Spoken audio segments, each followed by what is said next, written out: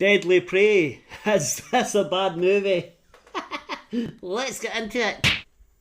Deadly Prey is from 1987, lasts just under an hour and a half, and it stars no one. Okay, well, Deadly Prey is a movie about, it's the usual, like, let's hunt humans. Yeah, it's that type of thing. A bunch of, it's not Rich Teetle this time, that makes a change. It's actually a private army who are training to basically, I think, take over America. Sure. What's the tagline? The war game that became a reality. Oh, alright, okay, it's not much of a game. Anyway, the movie opens with a man being hunted through a forest, and he just trips up and gives up, and then they just shoot him. Yeah. Turns out, this private army of a man named Michelson, and led by Colonel Hogan, General Hogan? I don't know. Led by Hogan, his right-hand man, Thornton, and the only female in the whole world, apparently, in this movie, is Sybil. Well, no, there's another female. Well, yeah, the main guy, his wife is a female. Sure. Cool opening image. Yeah, that's alright, yeah. This movie's glorious. What do you mean glorious? It's a short movie. It's not a lot happens. What are you talking about? Loads happens. It's great. Listen. After that first guy's killed, they're like, right, we need to go and find another victim. So we see Mike Denton. Mike Denton has been woken up by his wife Jamie. She's waking him up to say, go and take the bins out. Why couldn't she? I don't know. But he goes out, takes the bins out, and gets kidnapped. A van driving by just says, hey, this guy looks like he'd be good sport. They kidnap him and take him to the army base. He's got a cool mullet. Yeah. Next time we see him, he's at the base, and he is stripped of his clothes, except his pants. Yeah, of course. And he, thank goodness. Yeah, and he's got some muscles. He's in great shape. I mean, tremendous shape. Right, calm down. Right. You fancy him? I don't fancy him. Anyway, the financier, Michelson, says to Hogan, speed up the process of training these soldiers. I want them ready to go within the month. Yeah. It's pretty vague. It is. That doesn't matter because it all kicks off. So, Denton gets told, run, and all these soldiers hunt him. And he instantly kills them all. Yes, he does. He easily takes them out one by one, sneak up behind them, or jumping down from a tree on their head, or things like that. He picks up one guy and smashes him across a tree. From these fallen hunters, he takes a rifle, he takes a knife, and he just stitches the rifle. Oh, it's like a machine gun, isn't it? Yeah. And he just stitches it, never uses it again. Yeah, that was a bit silly. He instead keeps the knife, and then he makes, like, weapons out of wood. He makes a spear, and takes out another bunch of guys. He had a machine gun! It would have probably got the job done easier and quicker. Well, good on him. Another small battalion are sent after him, and then another, and another. Yeah, basically, a big section of this movie is him hiding, and sneaking up behind someone, killing them, or setting a trap, killing them, and just killing loads of people. It's a really large portion of this movie. It is. But one of the guys sent after him is an old army buddy, Cutter. Jack Cooper. Denton? Mike Denton? I'll be damned. I haven't seen you since the time you took a bullet trying to save my life. And he says, I don't want to kill you, Cooper, so he just knocks him out. Meanwhile, Jamie is at home and she calls her dad and says, Mike's been kidnapped, I saw the van pick him up, I got some of the license plate but not all of it. Yeah, and then she remembers it, and then remembers it, and her dad's saying the numbers at the same time as him, as if at the same time as her, as if he knows it. 4, 7. 7, you sure? 247? No. It was 427. 427? 427. Jamie, you Yes, positive? I don't know if he's ex-army or ex-cot or something. He says, I'll talk to the boys down at the station and get back to you. He doesn't. He just goes. He just goes on a one-man mission. Yeah, he does. The next time we see him, he is just wandering about this private army base with a shotgun. Just an old man roaming about looking for trouble. Eventually Hogan goes to the forest to see what's happening. He sees the bodies lying and he instantly says, "It must be Mike Denton." And someone says, "Do you know him?" And he says, "No him, I trained him." It's my style. Danton? Mike Danton. It's gotta be. Yeah, that was the name on the mailbox. Why? You know him? Know him. I trained him.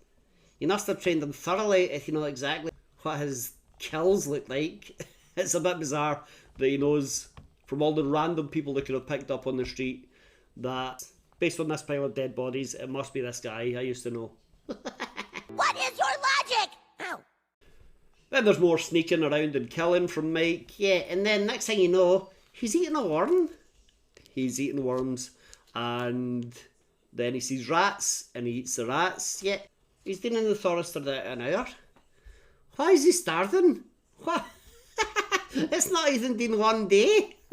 That's true. Anyway, that night he's sitting having a little campfire, eating rat. And then he sneaks into the army base, confronts Hogan. This is exactly Thrawn First Blood. Yeah, he goes up to Hogan like Rambo did with Teasel and holds a knife to his throat and says, "Beat it, leave me alone," type of thing. And then just leaves. Doesn't kill him, just leaves. Yeah, he could have ended the whole thing there, but he chose not to. He wakes up the next morning beside his little campfire. Apparently the hunters don't hunt at night because he's undisturbed. Yeah, except for these two hicks coming along. These two guys out hunting like deer or something. They're like, "Hey, get out of here, duster." Yeah, he runs off, and then Hogan and his army appear and question the hicks, and then just murder them both. Yeah, that nutch. Yeah. Eventually, Mike Denton comes face to face with Thornton. Yeah, and Thornton kicks his ass easily. Yeah, he's captured, taken back to the base and tied to a chair, where he's beaten a little. Don't beat him much. No, they slap him around a bit. And then he just instantly escapes. He's the warrior. He's something. He is then caught by a big giant guy, and he's getting beaten up by this big guy, and then he takes a grenade from the guy's belt and drops it down that guy's pants. Escapes that way. Then he takes another grenade from somewhere. I don't know where. Yeah, I don't know where either. Anyway, he drops it into a tank and blows up the people in the tank. But he stands on top of the tank while it explodes. Yeah, I would have dropped it and ran off, but oh well, that's how tough he is, I guess so. He gets hold of another rifle, and yeah, and he actually uses this time. There's a helicopter sent after him, and he uses like little rocket launcher on it to blow up a helicopter. Pretty cool. Strange explosion, very close up. Yeah, but pretty cool. So there's loads of running around. He keeps the gun this time.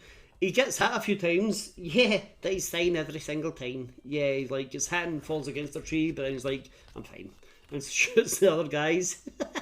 He bumps into Cooper again, and Cooper says, "You know what? I'm going to abandon these guys and help you escape from here." Yeah, saving his own ass. Yeah, maybe. But doing the right thing, I think it is. And then we see Jamie's dad wandering around the base with a shotgun. Yeah, he comes face to face with Michelson, the financier, the big boss, and executes him. Today, the nobodies who made you rich are gonna win. Die, you son of a bitch. What kind of crazy old man is he? And then Hogan says, "Right, I've had enough of this, let's kidnap his wife." So they kidnap Mike's wife. He assaults her. Yeah, not cool. Not cool. Her dad appears just after that, and Hogan shoots him. Yeah, right in front of her. Next thing you know, Mike is back home. He's just back at his house. It's night time again, and Sybil is there. Sybil's there, and she says, "We've got your wife. Come with me. You can come and save her. All we want is you. We'll let her go." Yeah. So Nike says, okay, she's at the desk. Janie is at the desk. Siddle says, yeah. And Nike says, okay, screw you. Well, he doesn't, he swears. Yeah, he swears. And then he shits her. Like 3 times in the face. Yeah, he does. He gets a load of weapons from his house. John Matrix. Narc 2. Yeah, well, he gets kitted up. He takes TNT like he's a cartoon character. And he heads back to the base. And he still makes wooden weapons with all his, like, fire power. Yeah, that's right. Still makes spears and arrows and stuff.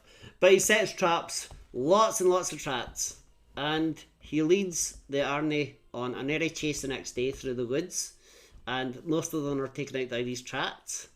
Horrific traps. Yes. Death traps. Yeah. Literally. Yeah, well, yeah.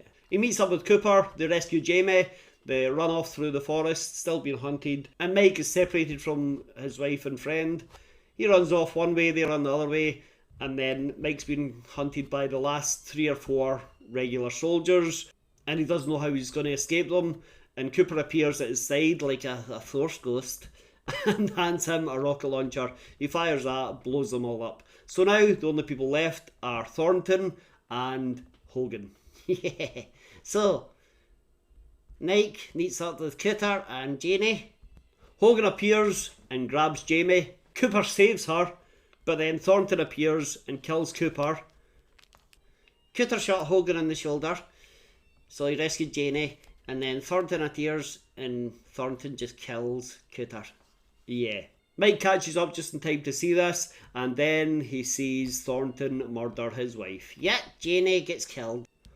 What kind of movie is this, man? It's great. It's mental. Let's say that. And then it's Thornton and Mike Denton, round 2. This is great. Nike has a machete. Thornton throws a punch. Nike cuts his arm off and then beats up Thornton with his own arm.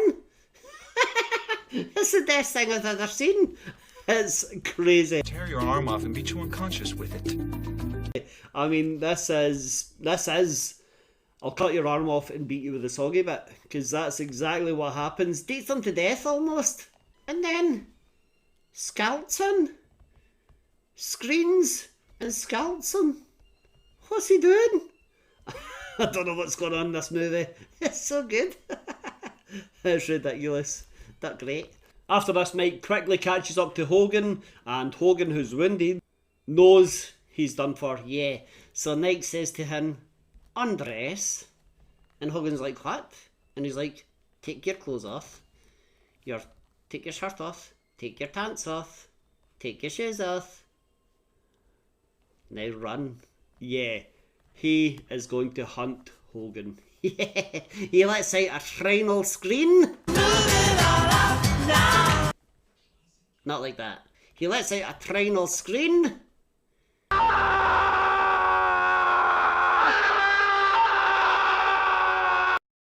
And the movie ends. Yeah. That is a crazy, crazy movie. I want to watch it again today. Well, we're not going to watch it again today, but we'll see what we can do in the next few weeks. Well, I'm watching it tonight. Alright, you do that. But what do you think? Is this a bad movie? Definitely not. It's a lot of fun, I'll give you that. But it's a pretty bad movie. It's not great acting. It's not great. It's all great. It's all great. It's all great. It's all great. Any trivia? Yes. There's a sequel. There's a sequel. Yeah. Called Deadliest Tray. And that is released in 2013.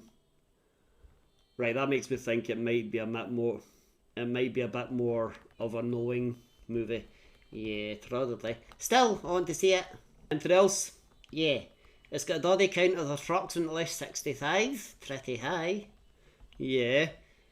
And when Night Denton eats the worms, that's real worms. Real worms, yeah. I thought that when I was watching it, I thought, how did they switch the worms, or how did they fake it? But I guess they didn't. No, yeah, real worms, because he's mental. Alright, well, I'm not going to ask about the rats, because I know that, because they were bought from a pet store, so hopefully he didn't actually kill and eat them as well. So that much. It would be. Anyway, let us know what you think of Deadly Prey, and I think it's amazing. Well, I think it's not a great movie. It is. Hit like, hit subscribe, watch another video. Know him? I trained him!